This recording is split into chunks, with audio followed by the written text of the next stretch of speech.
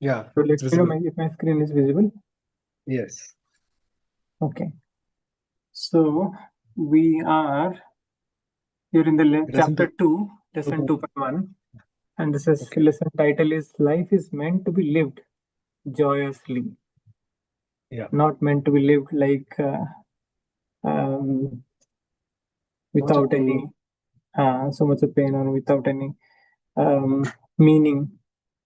The main thing is that if we do not have a meaning, if we do not have a purpose, we can't really experience the joy. However, actually, we try to pamper ourselves. So yeah, let's understand what author is trying to point out in this chapter when he says life is meant to be lived joyously. And this is Yeah. also the first impetus of leading a focused life. Uh, Right. So, author is saying, in making the case for myself, I have come to the realization that there are three general impetus for why anyone should lead a focused life. One is happiness, second is manifesting our goals, and third is death. Three mm, general impetus. So, we were yeah. just talking about the purpose of life. So, he Yeah. further dissects it into three parts: happiness, manifesting our goals. Goals and purpose are very similar, and death. Let's look at the first impetus, that is happiness. Mhm. And there he mentioned that life is meant to be lived joyously, that his guru has said. Right? This quote Uh, deeply impressed him. And he also mentioned that my guru was the first one to make it clear to me that a spiritual life can be and should be a joyous life. That life truly is meant to be lived joyously. We will also understand how we can live a life joyously. He has also thrown some light on that. He uh, also mentions that when one has absolute clarity around one's purpose in life, the subsequent priorities that this clarity defines, and the ability to live focused on these priorities, the resulting effect is a joyous life. Exactly, mhm, that is what actually we were thinking is the main impetus. A mm, purposeful life, purpose driven life, we can say. Right. right. Author also mentions that one source of joy and happiness is giving your undivided attention to all the people and things that truly matter to you. This line, this particular bunch of words is very important, that truly matter to you. Now, let's reflect where we are giving our undivided attentions. Is it on the things that truly matter to us, or we are not giving our undivided attention to anything, or we are giving our undivided attention to the things whatever comes to us by itself?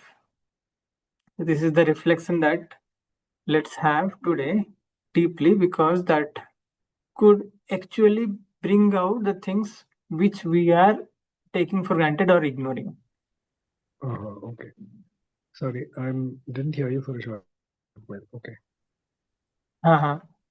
Do you want me to repeat? Yes, please. Last lines. Yeah. So actually, the reflection point that I have derived from this line is we need to reflect where our undivided attention is going as of now. Are we giving our undivided attention to the things which are truly matter to us, or which are just coming in front of us by itself, be it important or unimportant or trivial, doesn't matter?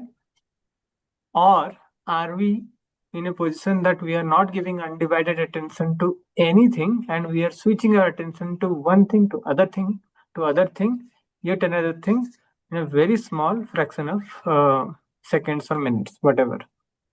So this is the thing that we need to reflect today. And as we reflect, we will get to understand our situation. It could be different for different people, definitely, but we will find out where exactly we need to tune in. Right? Yes. Yes.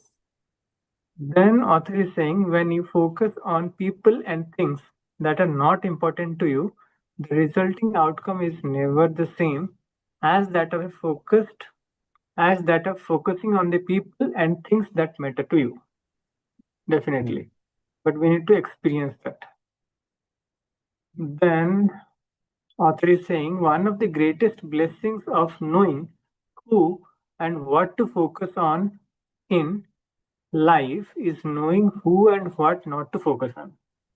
Like we had earlier also created a not to do list.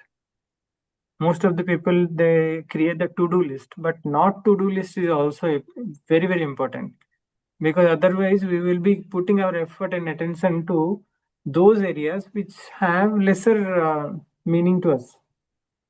So this is the second homework for today, wherein we will be focusing on what not to focus and remain aware throughout the day that we will uh, keep our attention on the things which we need to focus on.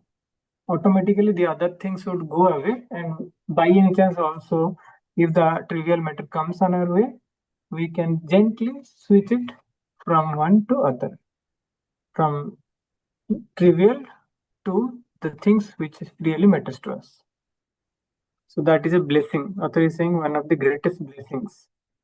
So let's now that we understood this, let's make it a point and follow it. Then author is saying when you spend time with people you love and you can focus on them when you are with them, the byproduct of that is the feeling of happiness.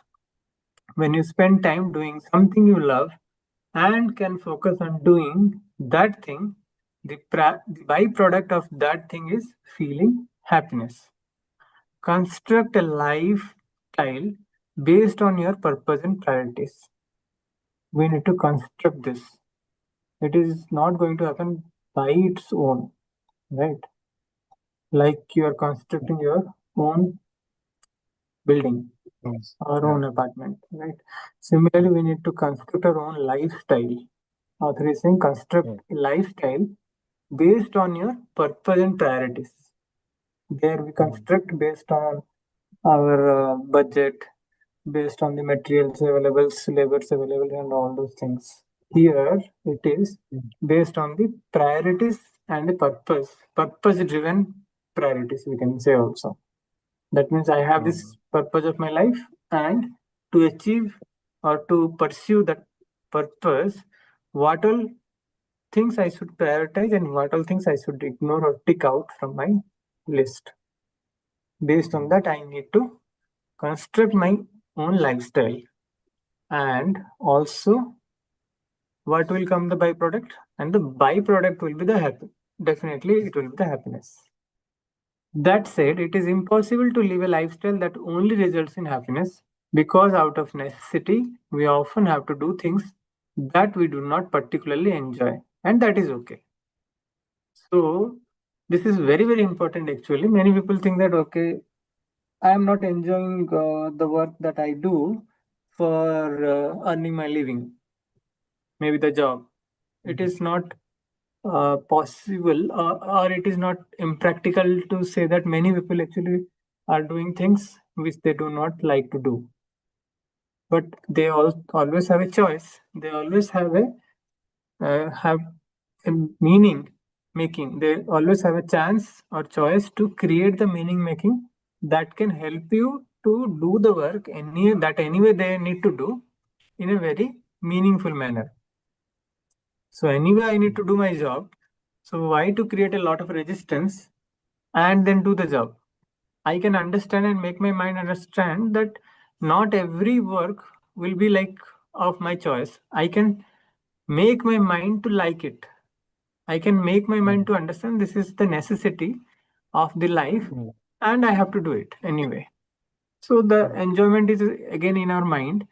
If we tune it, then we will be starting to enjoy whatever we do. This is the reality of life. Isn't it very profound? Yeah. Yes. So the author is saying this is reality of life, but we can certainly work towards constructing a life in which the overall result is happiness. In doing Right. things right, in doing the things that make you happy, how do you truly get the most out of them?